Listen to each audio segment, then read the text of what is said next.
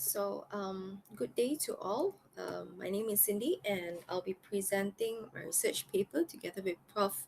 Jamila Ahmad on the analysis of Hofstede's cultural dimensional model and its influence on the practice of public relations by multinational corporations in Malaysia. Right.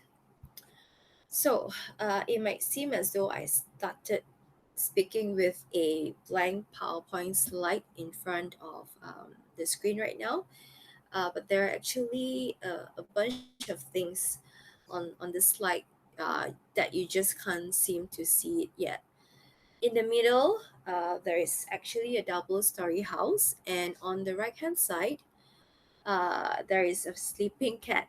And on the left hand side, a little boy is actually playing badminton with his dad.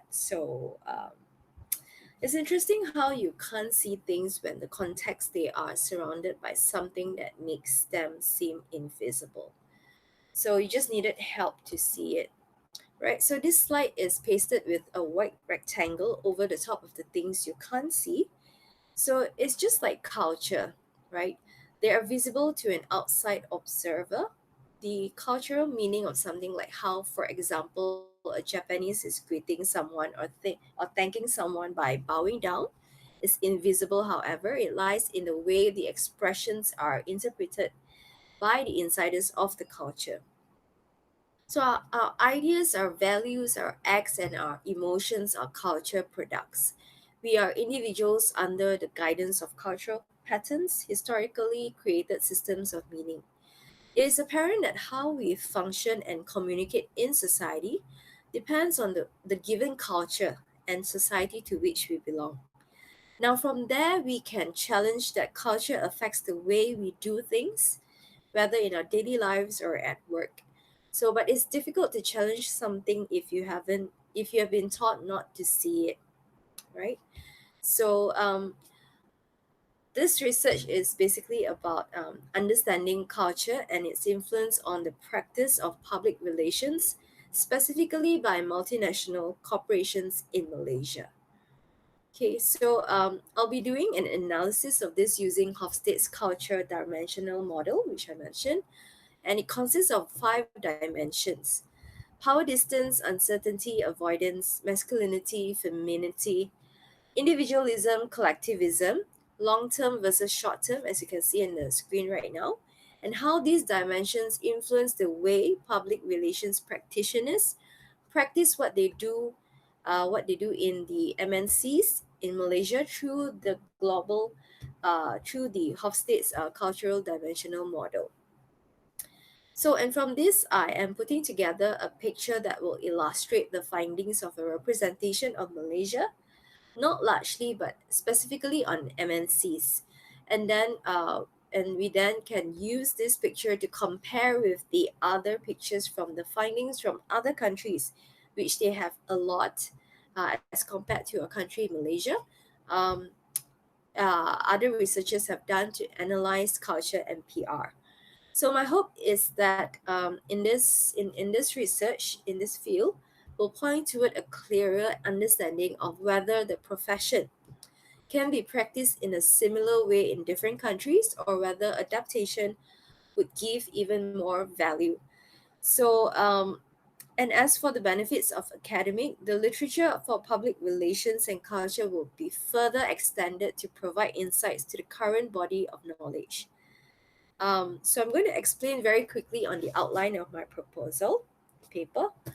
So the keywords here are culture, PR practice, MNCs, and Malaysia. Now we'll look into the what, why, when, and who. So what exactly is the problem and what made me make this research? Should multinational corporations which operate in different countries adopt different approaches when it comes to public relations practice? So that's one question that I'm asking myself even when I work for a multinational company.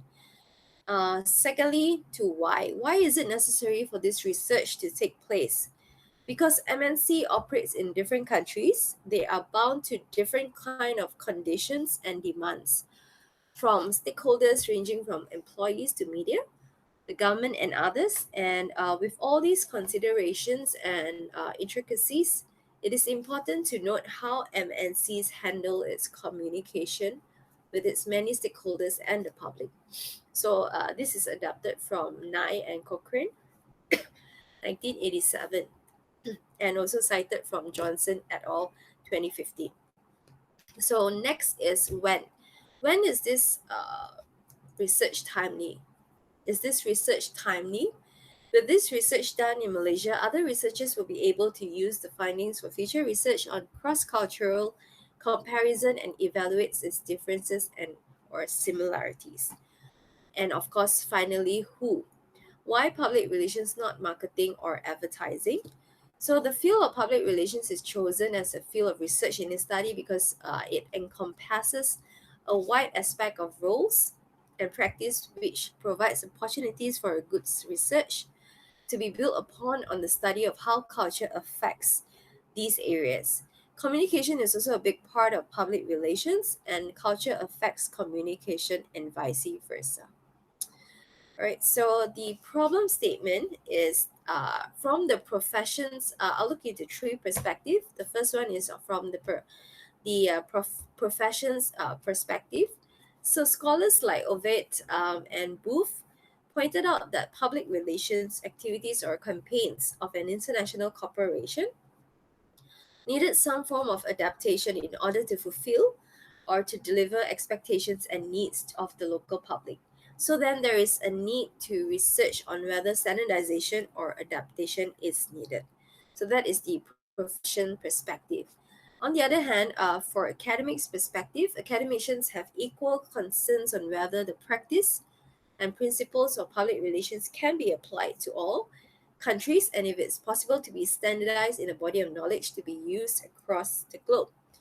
And of course, for other perspective would be organizations throughout the world may be adapting existing models without a complete knowledge that these models may not entirely apply or fit the organization in that particular country because of the different culture. Now, this is especially a concern for non-Western companies as public relations models are primarily developed by Western countries. So, moving forward, I will talk about the research objectives, and which is to examine the challenges involved when public relations approaches and strategies are localized by multinational corporations in Malaysia. And secondly, is to understand the processes and activities of public relations in an international campaign executed in Malaysia as compared to other countries where its subsidiaries are operating in. And of course, thirdly, is to analyze how culture influenced the practice of public relations in multinational corporations in Malaysia using Hofstede's culture dimensional model. So my research questions would be the first one are localized public relations approaches and strategies necessary to be adopted in order to meet local conditions. Okay, where public relations is concerned, what are the processes and communications involved for an international campaign between the main headquarter and its other subsidiaries in its different countries? And thirdly, would be is there a significant relationship between Hofstede's culture dimensions and the practice of public relations based on the global public relations principles from the excellence theory? So these are my research questions. And moving on will be my methodology. I use the qualitative research methodology. So in this open-ended, in-depth approach, we're taken to interview consultants and practitioners related to the scope of study. So interviews enable the researcher to attain direct quotes. So that's very important. From the interviews about their knowledge, experiences, opinions, and even emotions and feelings can be analyzed in depth. And of course, my sample selection would be the scope focuses on public relations practitioners and consultants who are related or affiliated with a multinational corporation or an agency that handles MNC's accounts. So the samples were selected based on their understanding of the practice of a public relations practitioner in MNC, and where their experience would give depth to the findings of this study. And of course, my instrument would be the way the questions are developed will take into consideration of the relationship between Hofstede's dimensional model, and it will be done in the respective participants' office and work settings. So these are the methodologies for this research.